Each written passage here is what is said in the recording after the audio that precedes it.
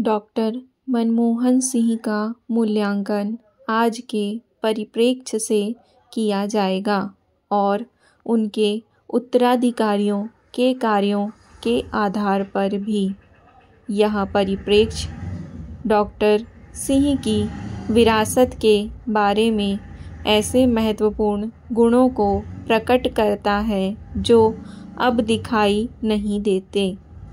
वे एक नीति निर्माता के रूप में अपने काम में निष्णात थे। वे अपनी उम्र की तीसरी दहाई से ही आर्थिक सलाहकार के रूप में सेवाएं दे रहे थे। मुख्य आर्थिक सलाहकार, योजना आयोग के सदस्य, उपाध्यक्ष और आरबीआई गवर्नर के रूप में वे नीतिगत नेतृत्व के क्षेत्र में रहे। इनमें से प्रत्येक भूमिका में उन्होंने नए मानक स्थापित किए, फिर चाहे वह 1970 के दशक में बेकाबू मुद्रास्फीति को नियंत्रित करना हो, भारतीय वित्तीय प्रणाली के कामकाज के तरीके को बदलने के लिए सुखमय चक्रवर्ती नीति की स्थापना करना हो, या 7वीं पंचवर्षीय योजना का जोर भौतिक निवेश से उत्पादकता और तकनीकी क्षमता बढ़ाने पर स्थानांतरित करना हो।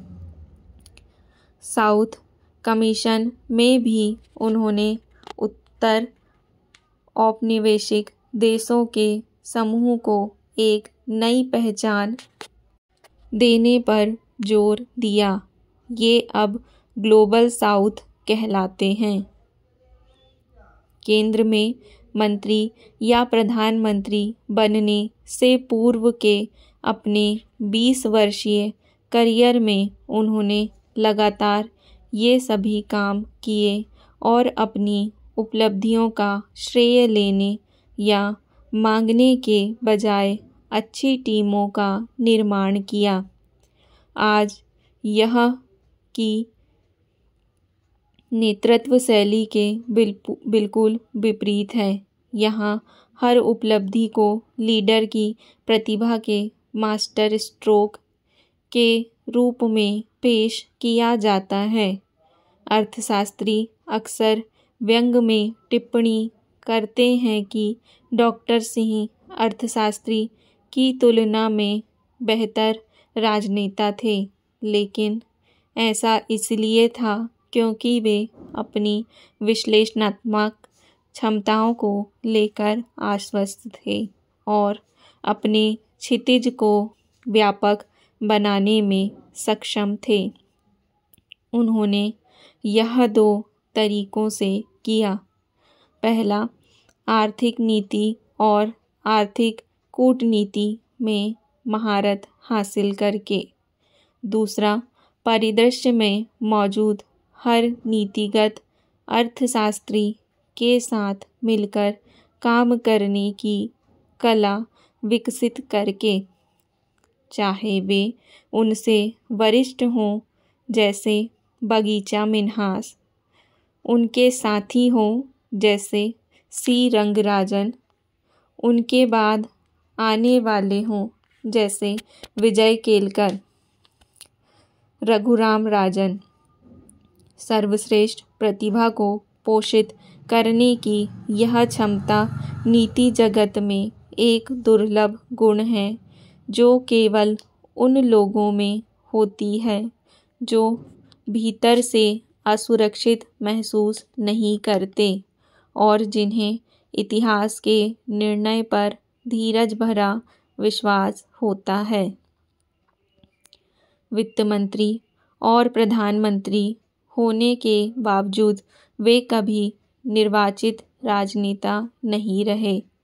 इन कठिन भूमिकाओं में वे आश्चर्यजनक रूप से सफल रहे। ऐसा इसलिए हुआ क्योंकि उन्हें इस बात की जानकारी थी कि उन्हें वह खास राजनीतिक काम क्यों सौंपा गया। वित्त मंत्री के रूप में भारत की स्वतंत्रता के बाद वे सबसे बुरे आर्थिक संकट से निपटने के लिए और प्रधानमंत्री के रूप में एक ऐसी समावेशी संगठन सरकार चलाने के लिए जो चुनावी दुष्चक्रों से स्वयं को बचा सके। उन्होंने दोनों ही जिम्मेदारियां सफलतापूर्वक निभाईं। कांग्रेस पार्टी ने आर्थिक समृद्धि की विचारधारा को बहुत पहले ही त्याग दिया था। यही कारण था कि आर्थिक समृद्धि को बढ़ावा देने के उनके कार्यों का बहुत कम विरोध हुआ। वे कई वैश्विक संकटों को भी दूर करने में सक्षम रहे। उनके निर्वाचित नेता नहीं होने ने उन्हें राजनीतिक असुरक्षा और ईर्ष्या से बचाया।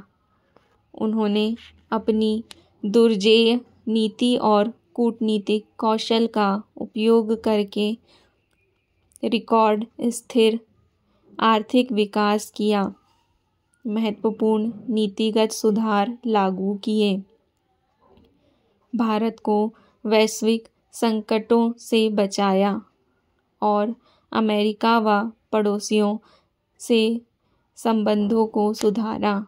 उन्होंने यह सब अपने पूर्ववर्तियों या सहयोगियों को दोष दिए बिना किया।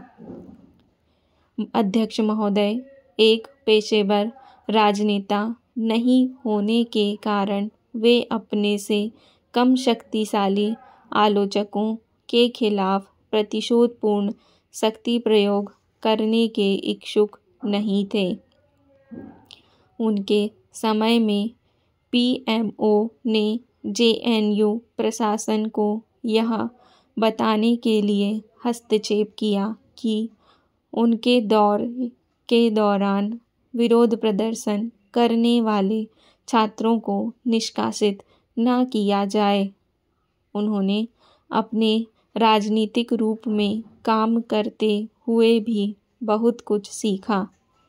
इससे उनकी सूक्ष्म राजनीतिक संवेदनशीलता का पता चलता है, जो निरंतर विकसित होती चली गई थी। मुझे याद है कि उन्होंने हम में से कुछ लोगों को धैर्यपूर्वक समझाया था कि भारत में आर्थिक नीति सशक्तिकरण और अधिकार संपन्नता के बीच एक बारीक संतुलन है। स्टॉप।